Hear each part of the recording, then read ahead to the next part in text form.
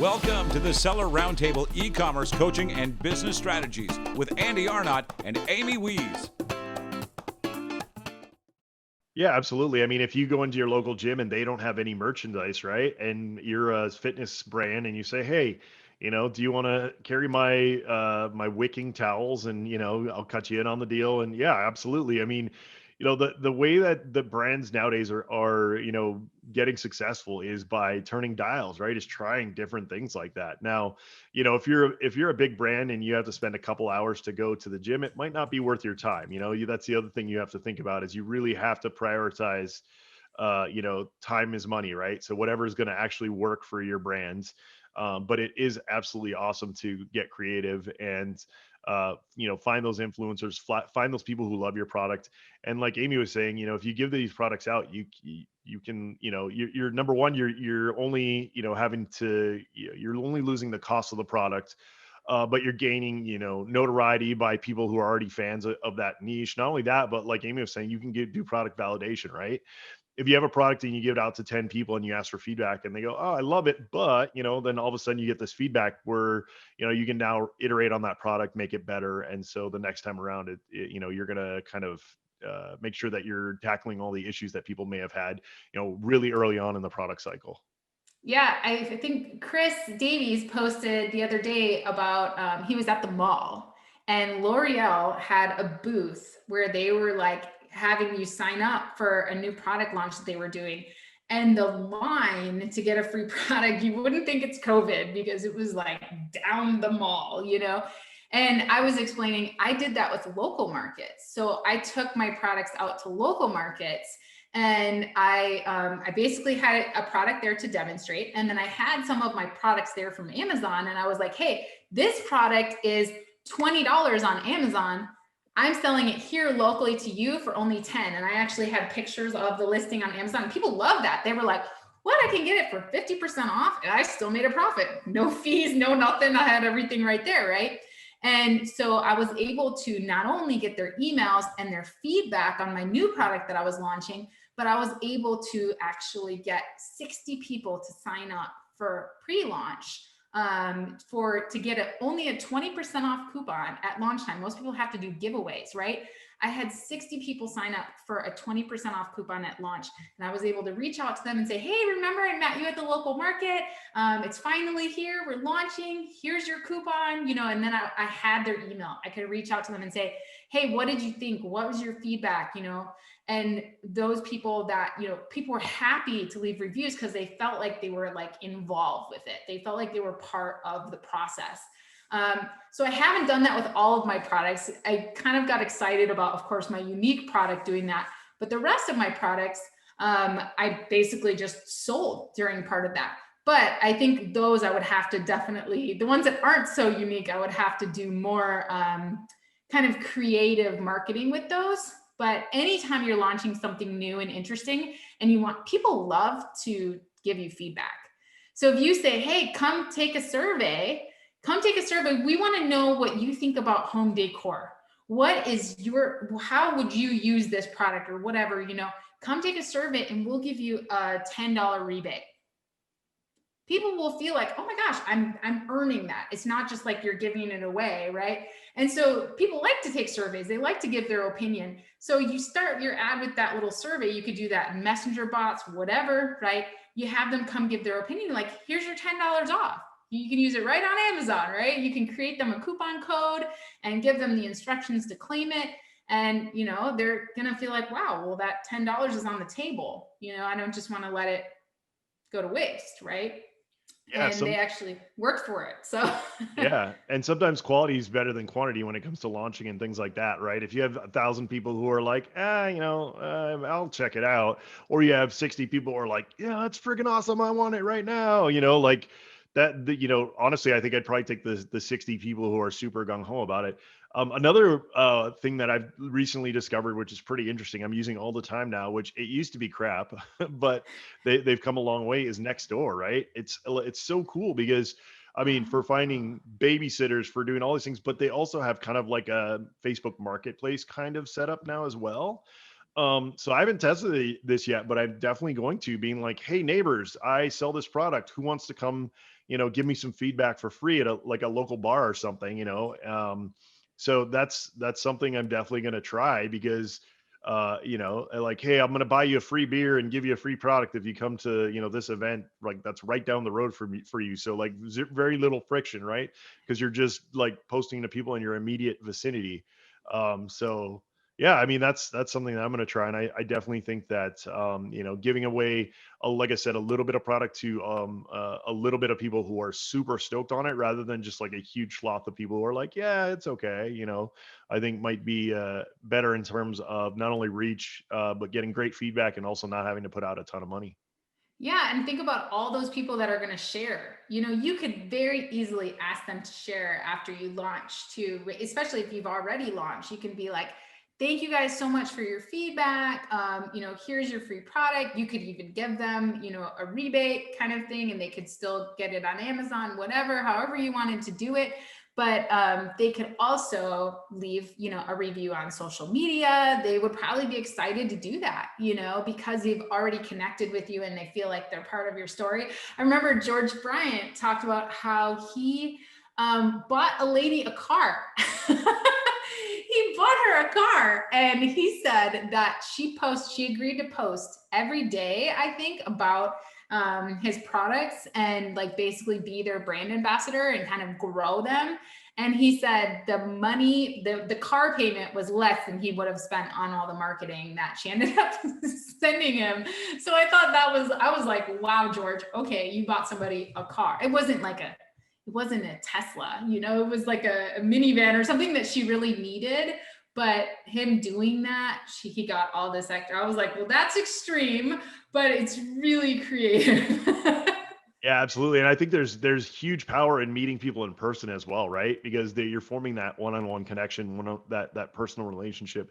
If you do something like that, where you do just kind of like a small little meetup to people to demo your product and chat with them and connect with them, those are the people who would, if you ask them for a favor, because once they meet you, they go, oh, Amy, she's pretty cool. Like, we share this in common, and if you actually keep in touch with them, definitely something to think about. And, me being an introvert, I need all the help I can get when it comes to meeting up with people. So, yeah, it's going to be an interesting, I'll update you guys if I end up doing that. So, Andy, what do you think people should do? I think the big thing that we should talk about before we end this extra session today is what is happening during Q4 with all these inventory limits.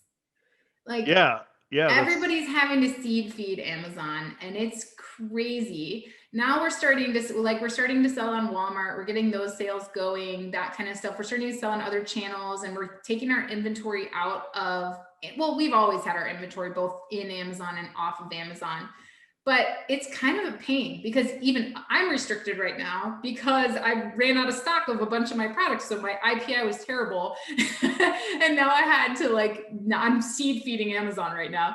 So what is your opinion, Andy? What's your best advice on this whole seed feeding situation, and how should people tackle that? Yeah, it's honestly a disaster, because I think that, like, I just went in to send one of our products in that's been selling like crazy.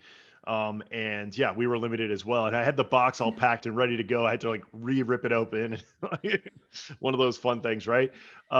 But no, I think that right now, guys, if you haven't spun up merchant fulfilled, I know that we have a lot of people in Australia, things like that. You won't be able to do that. That's where you go 3PL, right? But like, if you're in the US and you have some garage space, like, get a table set up, get a thermal printer, get on, ShipStation gives you, I think it's a 30-day trial, and then it's only like $25. Like, get some of this stuff in place and start doing it now so that you get used to the process. Because if you all of a sudden can't send stuff into FBA and you're getting like, 100, 200, whatever, like a lot of orders.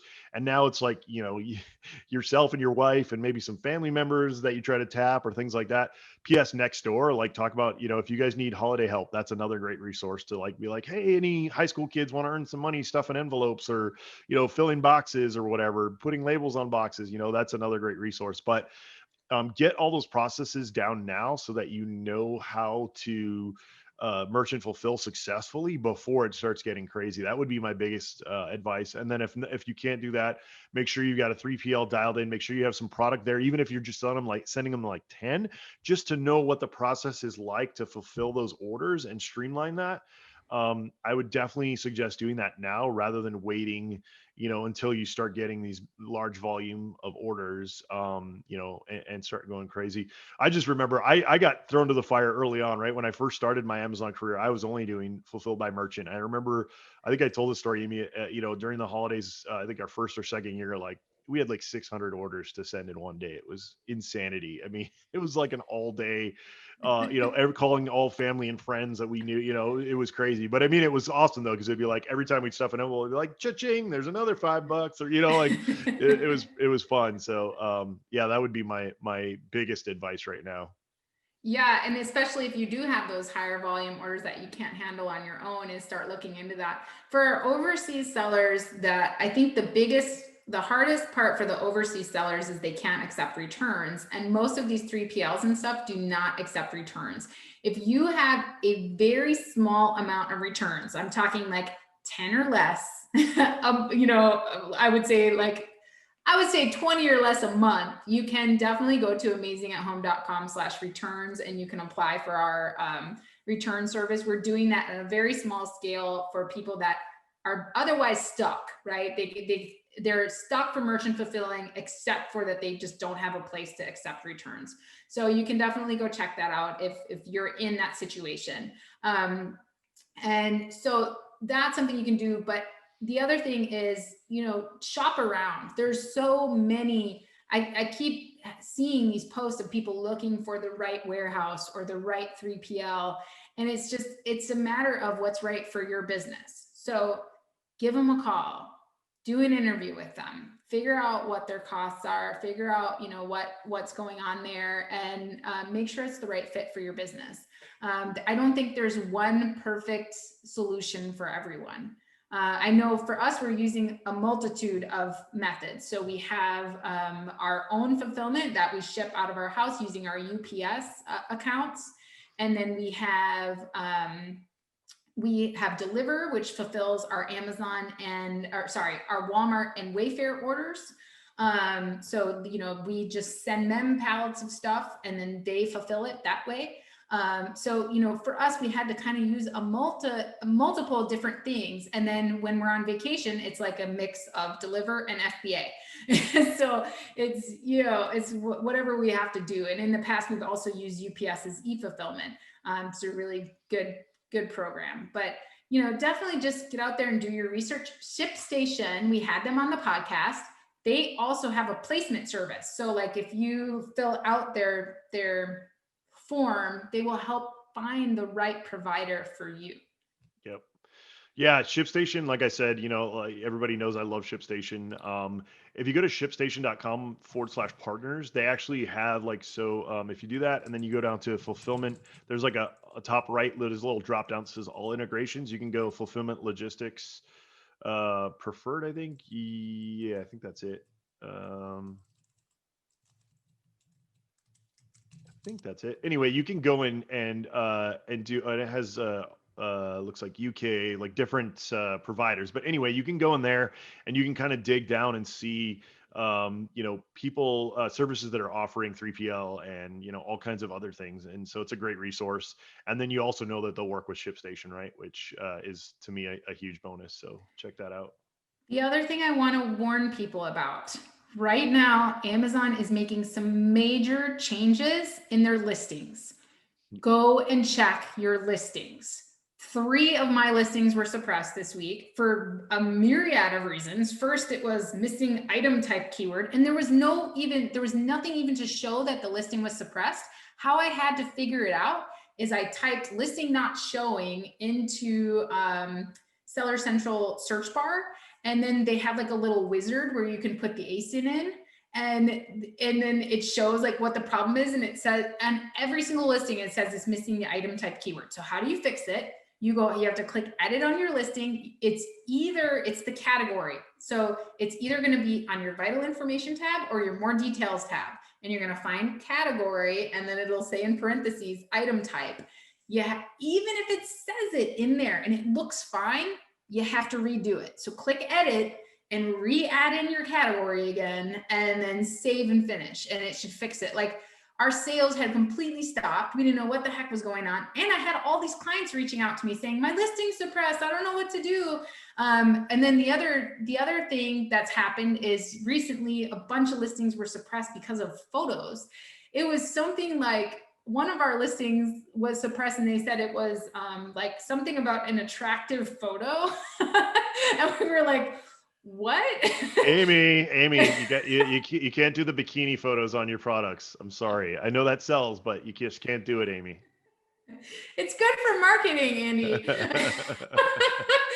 So like, then all these people reached out and said something like, the fix is that you make it this many pixels by this many pixels. I forgot what it was, but anyway, you guys, go, if your sales have completely stopped or something's going on, or your ads aren't getting impressions, like, go in and check it, because it is insane. It's insane. I don't know what is going on with Amazon right now. And then I had a client this morning. He said he, gets notifications from Helium 10 like every day, and about his listings, his categories, anything that's changed, right?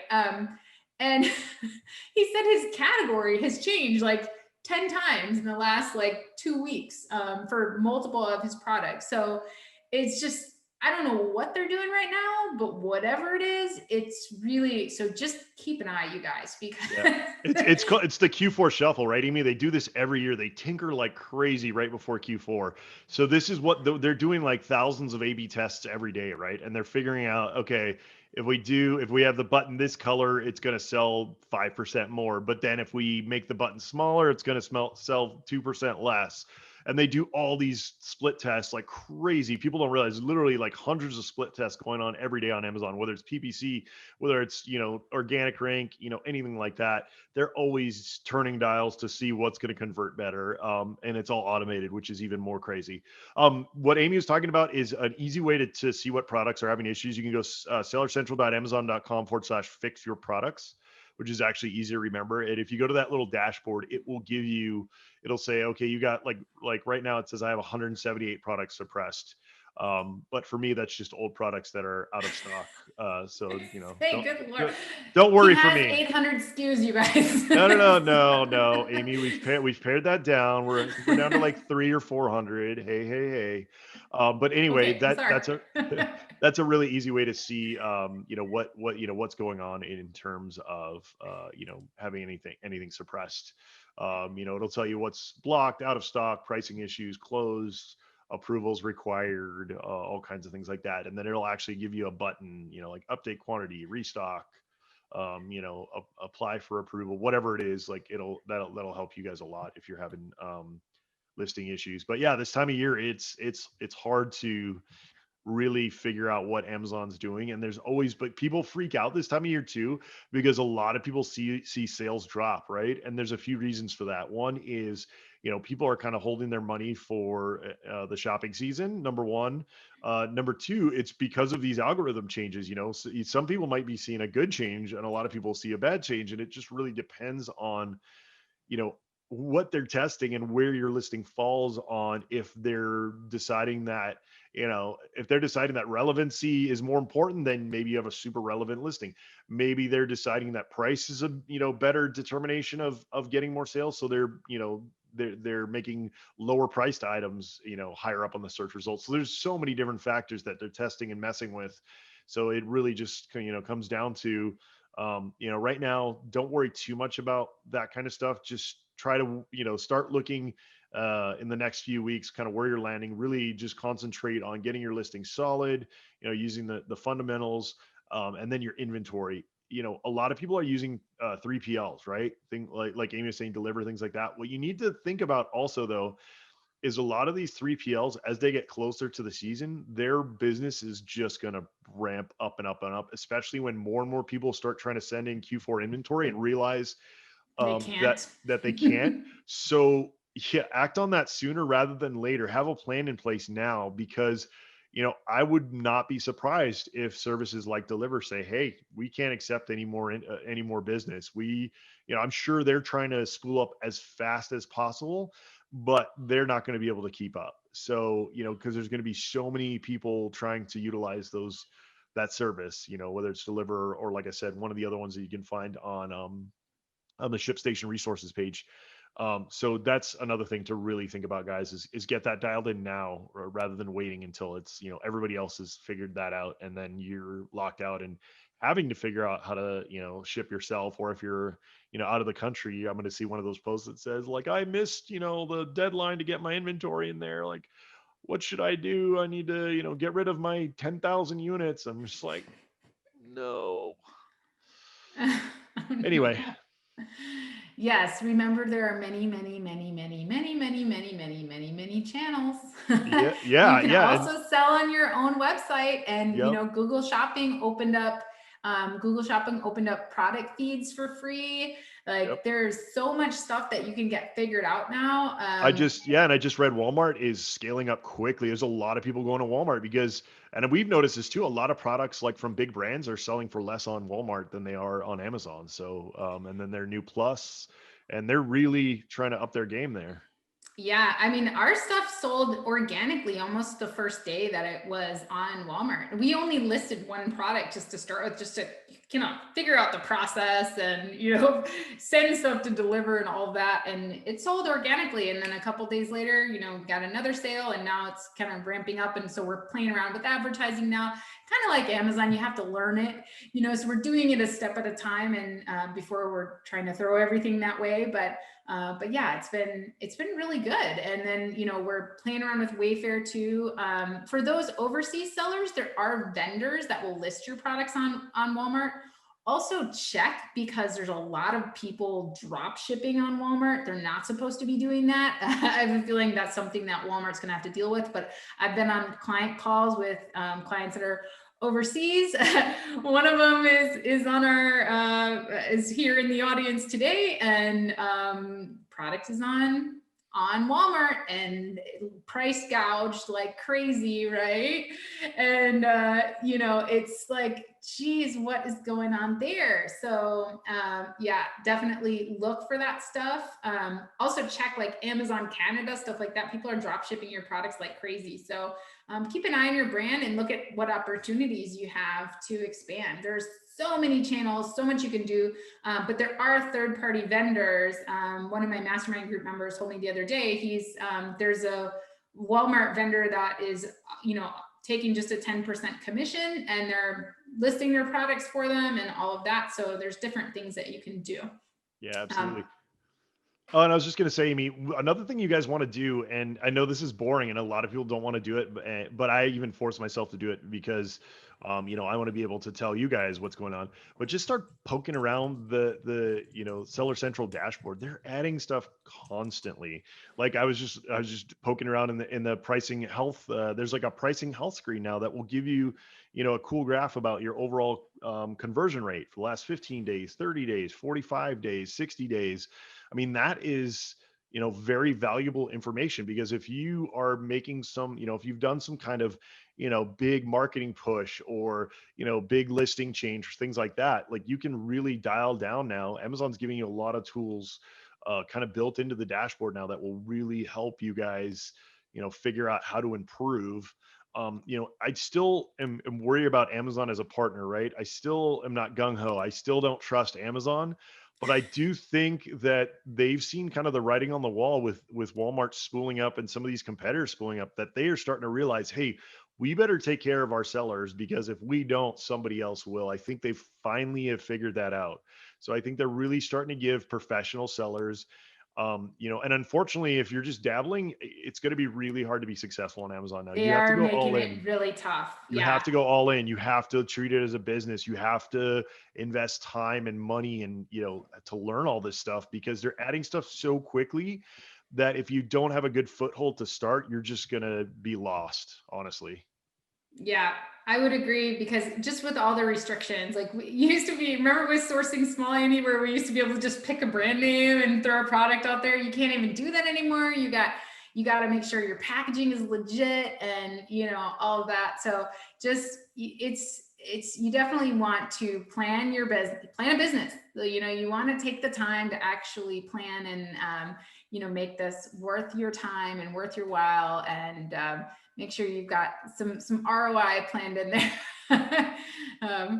Oh my goodness. Yep, and that's just getting harder too. I mean, the with the fees and all the overhead and things like that, it's absolutely just getting harder and harder to squeeze money out of Amazon.